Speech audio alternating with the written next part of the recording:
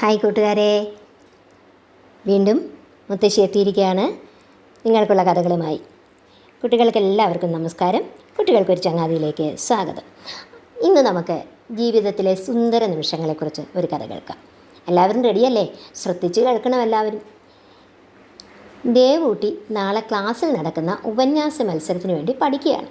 അപ്പോഴാണ് അപ്പൂപ്പൻ വിളിച്ചത്. മോളെ, വേഗം ഉമ്മറത്തേക്ക് വരൂ. അപ്പൂപ്പൻ വിളിച്ചത് കേട്ട് ദേവൂട്ടി ഓടി മുൻവശത്തേക്ക് ചെന്നു. അവിടെ പുള്ളുവനും പുള്ളുവത്തിയും പാടുകയാണ്. അപ്പൂപ്പ, എനിക്കിതൊന്നും ഇപ്പോൾ കേൾക്കാൻ നേരമില്ല. നാളെ ക്ലാസ്സിൽ ഉപന്യാസ മത്സരമാണ്. എനിക്ക് ഒരുപാട് പഠിക്കാനുണ്ട്. ഇതും പറഞ്ഞ് അവൾ അകത്തേക്ക് ഓടിപ്പോയി.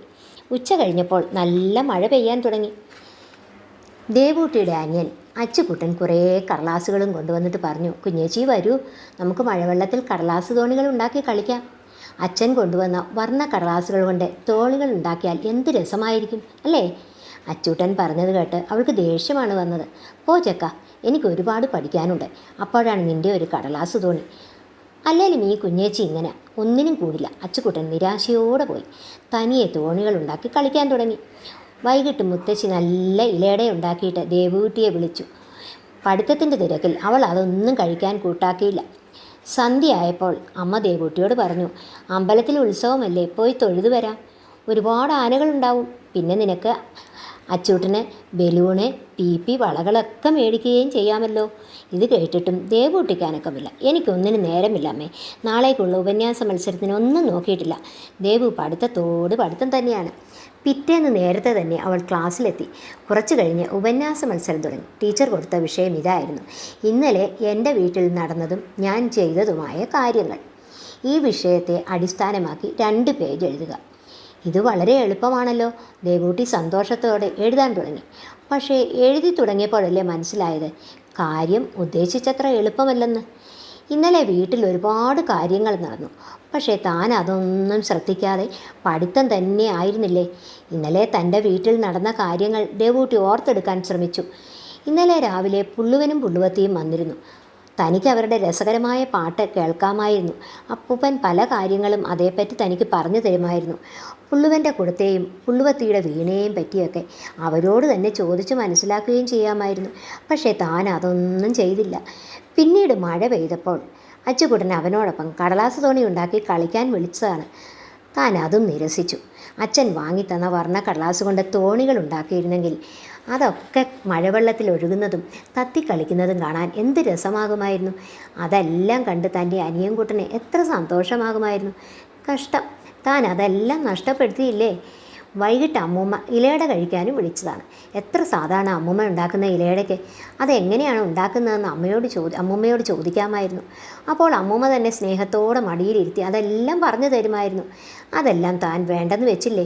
പിന്നീട് സന്ധ്യയ്ക്ക് അമ്മ ഉത്സവം കാണാനും വിളിച്ചു. പോയിരുന്നെങ്കിൽ തൊഴുകയും പിന്നെ ആനകളെയും ഒക്കെ കാണുകയും ബലൂണും വളകളും ഒക്കെ വാങ്ങുകയും ചെയ്യാമായിരുന്നു. മാത്രമല്ല അച്ഛൻ ഉത്സവത്തിനെ പറ്റിയൊക്കെ പറഞ്ഞും തരുമായിരുന്നു. അച്ഛൻ്റെയും അമ്മയുടെയും ഒപ്പം അച്ചൂട്ടൻ്റെ കയ്യും പിടിച്ചു ആ ഉത്സവപ്പറമ്പിലൂടെ നടക്കുന്ന രസകരമായ നിമിഷങ്ങളെല്ലാം താൻ വേണ്ടെന്ന് വെച്ചില്ലേ. ഇന്നലെ ഒറ്റ ദിവസം കൊണ്ട് എന്തെല്ലാം കാര്യങ്ങളാണ് വീട്ടിൽ നടന്നത്.